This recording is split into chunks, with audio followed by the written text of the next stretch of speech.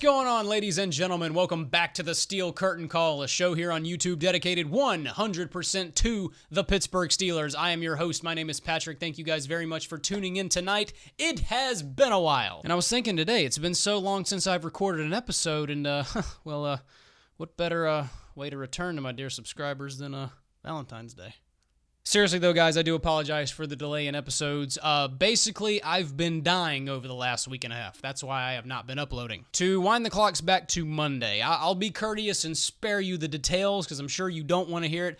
I had one of the worst cases of the stomach virus you could possibly get. Like, it was gross. Like I said, I'll spare you the details, but it was awful. And that lasted a good 48 hours, but you know what? I pulled out of it. We're good. But then, hello, sinus infection. Currently dealing with that right now. I did go to the doctor, I had enough, and I did get an antibiotic that is running through my system as we speak, and I feel just about 100%. I'm not quite there, but I'm feeling pretty good. The best I've felt in a very long time. So anyway, that is the reason why I have not been recording. Basically, I've just been dead over the last week and a half. But I feel good now. I'm ready to get back to work, and guys, in our downtime, we have had some stuff accumulate, and that's what we're going to talk about tonight. Accumulation. We're going to talk about Ben Roethlisberger. We're going to talk about LeVeon Bell. We're going to talk about brand new contracts. And we're going to talk about coaching changes. Oh man, and even more than that. Let's start from the top with some of these recent coaching changes, mainly on the defensive side of the football, starting with Carnell Lake. Carnell Lake is out as Steelers defensive backs coach, ladies and gentlemen. Carnell Lake resigned from the position last week, and in his statement, he referenced family as his biggest reason for resigning. This could not be more massive, and if you're wondering how you should feel about the Steelers Nation, I want you to nod your heads. Yes, up and down, up and down. You like this. You are happy about this. Really, it's nothing personal against Carnell Lake. I'm not trying to be disrespectful to him. I'm just being honest. Look, Carnell Lake's a very good guy. Carnell Lake also is one of the better defensive backs we have had on this team. I mean, seriously, when you go back throughout the annals of Steelers history, you think about guys like Troy Polamalu, you think about guys like Mel Blount, Rod Woodson, Donnie Shell. I think on the back end of that list, you could probably plug Carnell Lake in. I mean, really, he was tremendous for us. But as our defensive backs coach, yeah, it really just wasn't working out. The first thing I think that stands out to me about Carnell Lake was the defensive backs that we drafted under him. None of them really turned into anything. You look at Artie Burns and Sean Davis, two guys who I like, but let's be honest about them, we're still kind of waiting on them to blow up. I mean, really, those guys have not blossomed into what they were supposed to blossom into, and if we're being honest, in year number 2, their development kind of went down. Now, when it comes to guys like Cameron Sutton, guys like Brian Allen, it's a little too early to judge those guys, so we'll hold the criticism there. But then we can talk about Cortez Allen. Yeah, that experiment didn't work out. We could talk about Doran Grant, that 4th-round guy out of Ohio State a couple of years ago. That didn't work out. We could talk about Shamarko Thomas, who, look, man, Shamarko Thomas, here's what I'll say about him. The guy was a tremendous special teams player. I mean, really, he was a wonderful jammer on special teams. But when it came to playing the actual safety position, oh my lord, please no. There was some guy in that mix named Curtis Brown as well. If you don't remember him, that's okay. So yeah, there's that. And then you just look at what our secondary has become over the last several years. You know, we have become the secondary that's known for giving up big plays downfield. Not to mention inconsistent tackling, not to mention miscommunication issues, you know, a lot of blown coverages, guys not lined up where they were supposed to be. It just had become a giant mess. No disrespect to Carnell Lake, but the time had come. Replacing him is a guy that I am in love with, and you should be too. The great Tom Bradley from Penn State. Now, obviously, we don't want to speak too soon.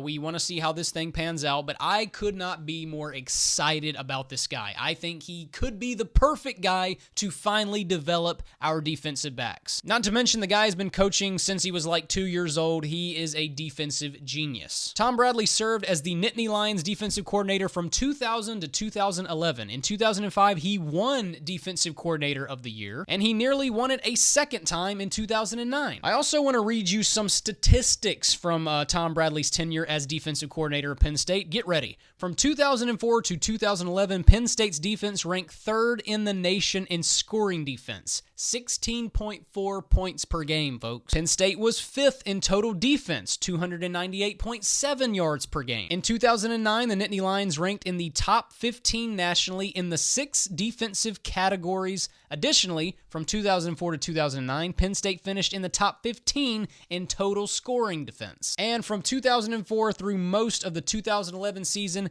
Penn State held 53 of its 88 opponents to 17 points or less. Holy cow. And then after the whole Joe Paterno situation went down back in 2012, he actually served as interim head coach for a little bit. Then in 2015 through 2017, he served as the UCLA Bruins defensive coordinator. This is a defensive stud. He has got a ridiculous resume, one that probably is good enough to land him a defensive coordinator position in the National Football League, or at least a head coaching job somewhere in college. But somehow we snagged him as our defensive backs coach. Guys, you need to be excited about Tom Bradley. The next coaching change is one that was very interesting to me. Carl Dunbar has been named our defensive line coach. Now, we'll come back to Carl here in just a second, but initially I was really disappointed because I thought, wait a minute, if they're hiring Dunbar, that means they're getting rid of John Mitchell. John Mitchell, the man who has coached our defensive line for a very long time. To put into perspective how long John Mitchell has been with this team, he's been with the team since 1994. He is the longest tenured member of the Pittsburgh Steelers right now.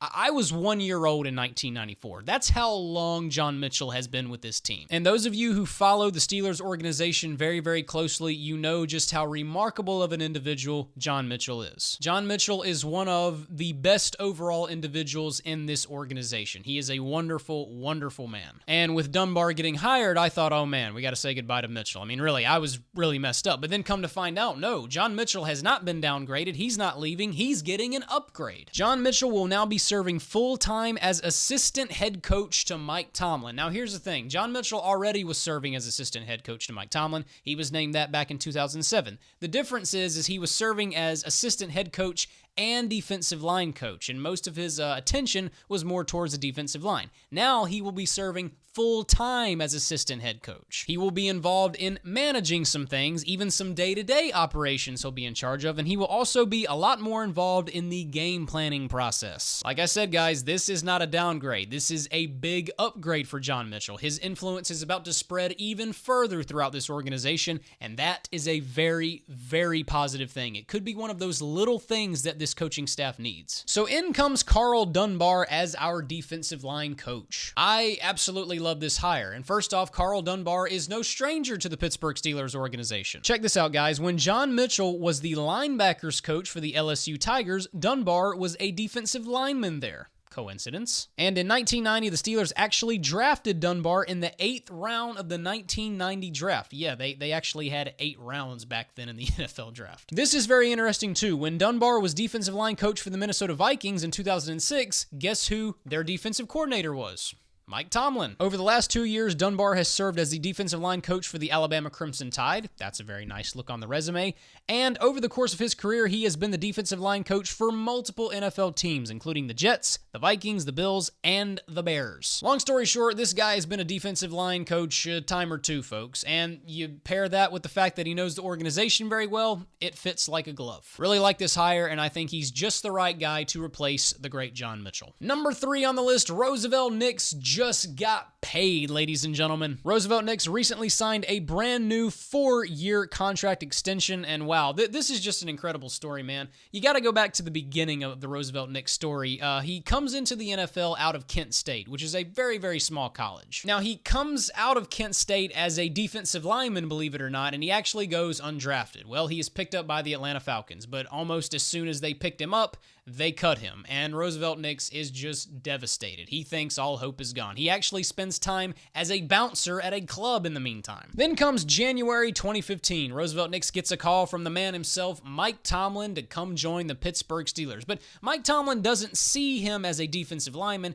No, he sees fullback potential. And I think we all know the rest is history. A couple years later, he is making his first Pro Bowl, and he's signing a brand new 4-year contract extension. Amazing story. And the thing about Roosevelt Nix, man, is, everybody wants to talk about Antonio Brown and Ben and LeVeon Le'Veon Bell. You know, everybody loves all the highlight reel stuff, but it's the little details of football that so many times get overlooked. The things like special teams, the things like blocking. I mean, everybody wants to talk about Le'Veon Bell, as they should, but how many big runs has Le'Veon Bell broke off because of the incredible blocking of Roosevelt Nix? What about what this guy does on special teams? Dude, this guy murders people on special teams. The hits this man delivers. Absolutely incredible player, man. You know, and he also kind of plays that traditional 1970, 1980 style of Pittsburgh Steelers football. Very, very gritty, very, very fierce. Incredible story and very well-deserved contract extension.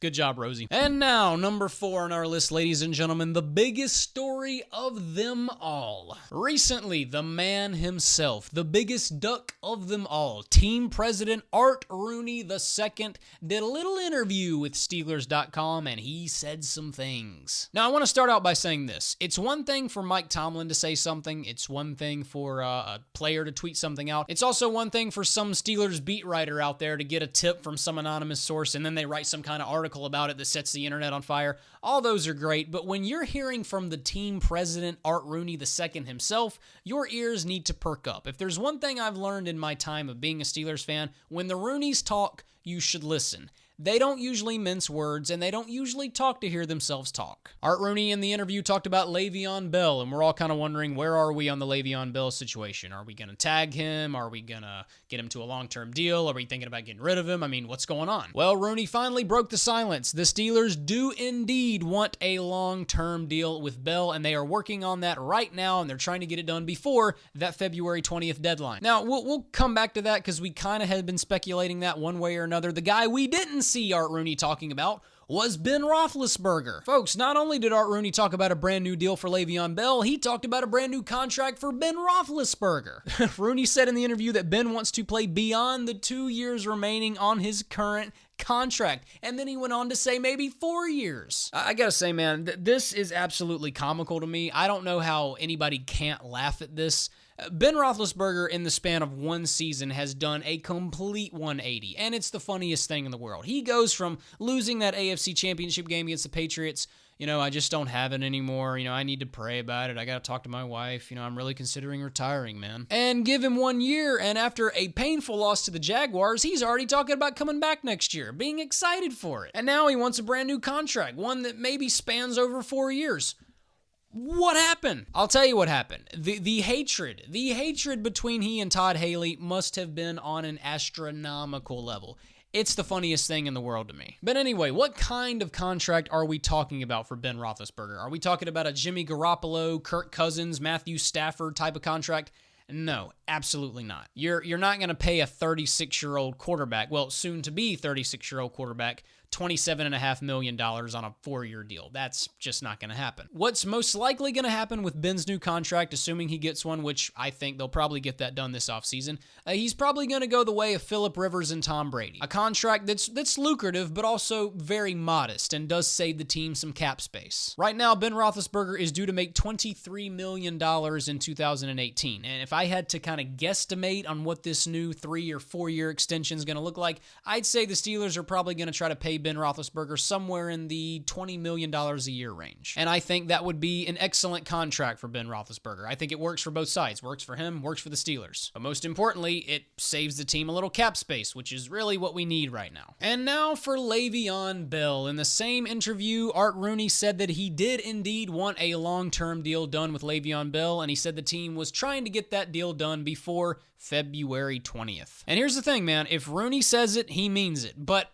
however, a lot of people heard that and said, okay, well, it's going to be a done deal. They're going to get the deal done. Art Rooney says it. It means it's happening. No, it's not quite a done deal. Art Rooney may want this to happen, but then there's the act of it, actually happening. In order for a deal to get done, it's going to take a deal that works for both sides. The Steelers must agree, and Bell must agree. The Steelers, I don't really worry about them. Bell, on the other hand, he's the guy you worry about. We know how picky he has been with the numbers. And look, again, as I've said many times on this show, when it comes to contract negotiations, I tend to be pro player over team. Never gonna really get all that mad at a guy for trying to cash out, for trying to get all the money that he thinks he's worth. You do it all the time in your everyday life, even though you don't realize it. However, you do kind of have to be reasonable. And when we're talking about, say, a $15 million per year contract for Bell, I still think that's a little ridiculous. That's just me, but I think it's ridiculous. But anyway, here's the part of the show where I kind of pissed you off.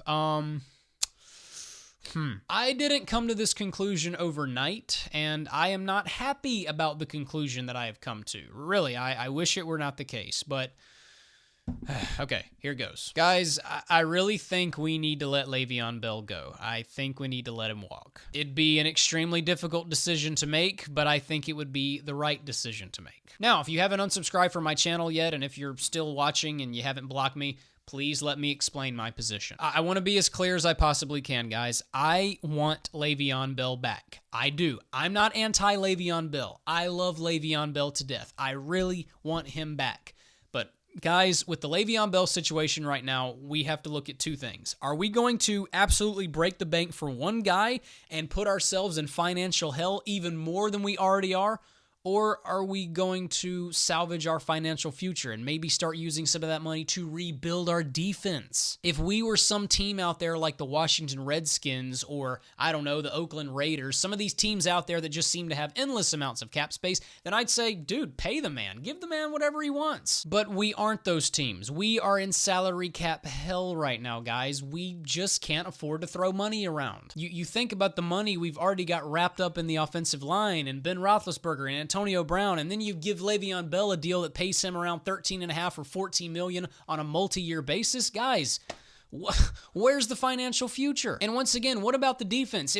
Am I going to be the only one in the free world that talks about the Steelers' defense? Nobody wants to talk about rebuilding the defense. Now, I know what you guys are thinking. Some of you are thinking, Pat doesn't even know that we restructured Stephon Tuitt and David DeCastro's deal to free up $13 million in cap space. Yes, I'm very well aware that we restructured those two guys' deal to free up some cap space. But guys, okay. First off, isn't it kind of sad that we're having to do that? We're going to ask other guys to restructure their entire contracts for one dude? Not to mention, guys, there's a lot of fans I'm seeing that kind of don't understand what a restructure means. Guys, let's be very clear for a second. David DeCastro and Stephon Tuitt did not take pay cuts. They simply restructured their contracts. The money is now just going to be distributed differently over the life of the contract. They didn't take a pay cut. It was a restructure. You've created cap space right now, but in turn, you've taken the rest of their money and you've thrown it to the back end of their contracts in the later years. So what do you think those guys' cap hits do in the later years? It goes way up. So technically, you haven't really created any cap space at all. You've created artificial cap space. Guys, here's the thing, man. I've been a Steelers fan for a very, very, very long time. And I don't know about you guys, but I am sick and tired of never having cap space. I'm sick and tired of never being able to go out there in free agency and sign quality players. Look, I'm not one of those people that wants to become like the New York Giants and just sign free agents like crazy every year to just build your team. No, I don't think that's how you do business. I think it's got to be a balance. Draft picks and free agency. But we are never able to go out and sign quality free agents. We're never able to do it because we never have cap space. And personally, I'm tired of that. Defense wins championships, ladies and gentlemen. It wins championships. And we're not going to win another Lombardi trophy. As I've said about 100 times since the Jaguars lost, we're not winning another Lombardi until we fix the defense. We're not. Again, guys, I'm not happy about this. I don't sit here on the show tonight and get excited about what I'm saying. I want LeVeon Bell back on this team, but when I look at this situation, the more and more I see one man versus our entire financial future. And it's a tough decision, but I'm leaning on the side of the financial future. Also, guys, this may rub you the wrong way, but we got to stop acting like we haven't been successful without LeVeon Bell. Guys, James Conner averaged 5 yards per carry last season. Remember that game late in the season where Stephen Ridley started against the Browns where he had 17 carries for 80 yards and averaged nearly 5 yards per carry that game? I remember that game. What about D'Angelo Williams? What about D'Angelo Williams' career in Pittsburgh? Over his 2 years in Pittsburgh, he averaged over 4 yards per carry. So, guys, guys, let's stop acting like we can't be successful without Bell. I want to be 100% clear. I'm not saying those guys are better than Bell. They're nowhere near better than Bell. Bell's the best running back in football. You can't expect those guys to give you everything that he gives you. I'm aware of that. But have we proven the ability to run the football successfully without LeVeon Bell? The answer is yes, we have. We can survive without him. It would not be the end of the world. Like I said, guys, I'm not happy about it. It'd be a very tough decision to make, and I truly want LeVeon Bell back on this team. But as a fan, I want to rebuild our team. I want a financial future, and I just don't think we put ourselves in a good situation to do that if you sign Bell to a multi-year deal. So, yeah. Please don't hate me. I want to hear from you guys. Please comment below. I want to hear your opinions. What do you guys think? Do you guys want Bell back no matter what? Doesn't care how much money he's requesting, just pay him and get him back? Or do you kind of feel like I do? You want a financial future? Comment below, let me know. Don't forget, guys, please subscribe to the YouTube channel. That's really going to help us out. And follow us on Twitter. We are at SCurtainCall33. You could follow me individually. I am at P_Garrison. And I think that's going to do it for this returning episode of the Steel Curtain Call. Hope you guys enjoyed it. It was good to get back here in the saddle. And now it just becomes a waiting game. It is currently February the 14th, and the Steelers have an artificial deadline of February 20th to get a deal done with Bell. As Art Rooney said in the same interview, he thinks that this thing is probably going to come down to the wire. If you think we're going to hear breaking news, new deal tomorrow or the next day, you're very much wrong. You're probably going to hear something February 19th, probably the day, February 20th. It's probably going to go down to the wire. But anyway, guys, that's going to do it for us tonight. Thank you very much for watching, and we will see you here back on the Steel Curtain Call next week.